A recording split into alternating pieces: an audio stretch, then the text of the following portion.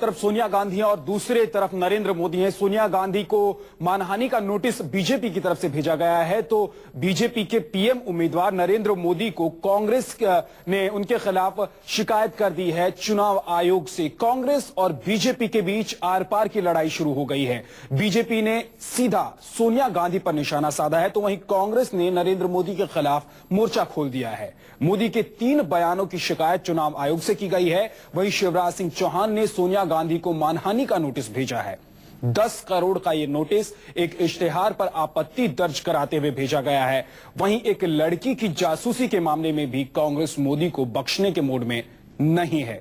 तो दोनों तरफ से हमले हो रहे हैं, जुबानी जंग तो जारी है ही और कागजी कार्रवाई भी हो रही है। नरेंद्र मोदी के खिलाफ शिकायत कांग्रेस की तरफ से की गई है, तो सोनिया गांधी को मध्य प्रदेश के मुख्यमंत्री की तरफ से नोटिस भेज दिया गया है। जो इश्तेहार अखबार में छापे गए थे उसके मामले में सोनिया गांधी को नोटिस भेजा गया है। इसके अलावा कांतिलाल भूरिया जो कि मध्य प्रदेश कांग्रेस के अध्यक्ष हैं, उनको भी इसमें शामिल किया गया है। नोटिस भेजकर कहा गया है बीजेपी की तरफ से कि 15 दिन के भीतर कांग्रेस दोबारा इश्तेहार लगवाकर और अपने इश्तेहार को लेकर माफी मांगे और इस इश्तेहार को लेकर अपने बयान को वापस ले, नहीं तो 10 करोड़ रुपए का हर्जाना भरे।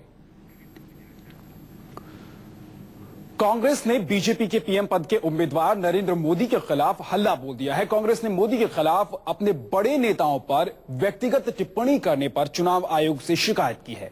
कांग्रेस ने मोदी के खिलाफ सोनिया गांधी, राहुल गांधी और प्रधानमंत्री मनमोहन सिंह पर व्यक्तिगत टिप्पणी करने का चुनाव आयोग को शिकायत की है। मोदी ने छत्तीसगढ़ की रैली में सोनिया गांधी को बीमार बताया था, जबकि राहुल गांधी के बारे में कहा था कि क्या उनके पास पैसा उनके मामा के पास से आता है। इसके साथ ही एक दिन पहले बेंगलुरु की रैली में नरेंद्र मोदी ने प्रधानमंत्री मनमोहन सिंह को इंडोर पीएम कहा था। कांग्रेस ने मोदी की इस टिप्पणी पर भी चुनाव आयोग से शिकायत की है। इन तीनों ही बयानों पर कांग्रेस मोदी को घेर रही है। इससे पहले खूनी पंजा कहने पर भी कांग्रेस नरेंद्र मोदी की शिकायत कर चुकी है, जिसका जवाब देने के लिए नरेंद्र मोदी को चुनाव आयोग ने 20 नवंबर तक का वक्त दिया है। मतलब कि 5 दिन के भीतर नरेंद्र मोदी को खूनी पंजे वाले बयान को लेकर चुनाव आयोग को जवाब भेजना है। इस बीच चुनाव आयोग के पास नरेंद्र मोदी के खिलाफ और शिकायत चली गई है और ये शिकायत हुई है नरेंद्र मोदी के उस बयान को लेकर जिसमें व्यक्तिगत तौर पर सोनिया गांधी, राहुल गांधी और प्रधानमंत्री को उन्होंने निशाना बनाया था। कांग्रेस ने मोदी के खिलाफ व्यक्तिगत टिप्पणी करने पर चुनाव आयोग से शिकायत की है। कांग्रेस लीगल सेल के प्रमुख के सी मित्तल ने बताया कि मोदी और बीजेपी के खिलाफ ये पार्टी की तीसरी शिकायत है।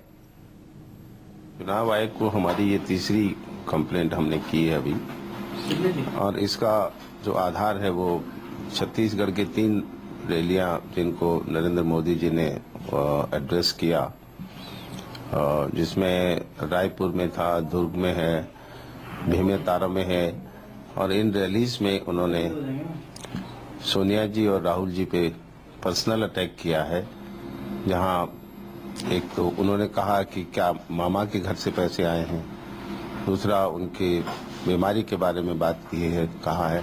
ये सब जिस तरीके के पर्सनल अटैक हैं ये मॉडल कोड के हिसाब से नहीं किए जा सकते और ये नहीं करने चाहिए। और अगर इस तरीके का आप एलिगेशंस लगाते हैं और बातें करते हैं, बयान पब्लिकली देते हैं मॉडल कोड के होते हुए, तो मॉडल कोड का वायलेशन है, जिसके लिए हमने इलेक्शन कमीशन में एक शिकायत भेजी है कि उन्होंने इस बात का उल्लंघन किया है। यहाँ तक कि जो प्रधानमंत्री जी के खिलाफ भी बात कही है वो भी गलत है। इंडोर और आउटडोर की जो बात कही है, ये जो मॉडल कोड बनाया गया है उसका एक पर्पज है, और उस पर्पज में जो पर्सनल जाति लाइफ या उसके एलिगेशन नहीं होने चाहिए, इस तरीके के इल्जामात जो हैं वो सरासर गलत हैं। इसलिए हमने इलेक्शन कमीशन में शिकायत की। हमारे साथ हमारे संवाददाता अमित कुमार जुड़ गए हैं न्यूज रूम से, सीधे उनसे बात करते हैं। अमित, जिस तरह की शिकायत कांग्रेस की तरफ से नरेंद्र मोदी के खिलाफ की गई है, उसमें क्या चुनाव आयोग की तरफ से नरेंद्र मोदी पर कोई कार्रवाई हो सकती है?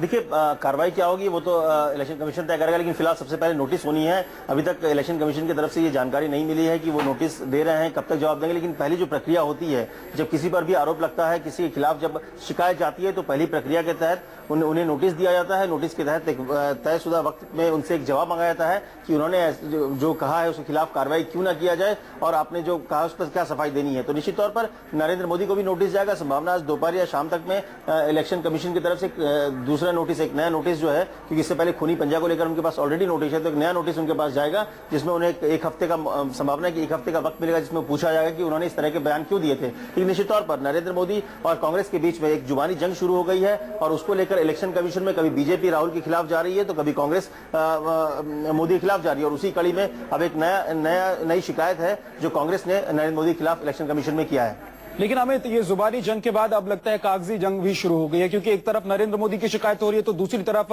बीजेपी की तरफ से सोनिया गांधी को नोटिस भेजा गया है। मध्य प्रदेश के मुख्यमंत्री शिवराज सिंह चौहान ने नोटिस भेजा है और जवाब मांगा है उनसे विज्ञापन के लिए।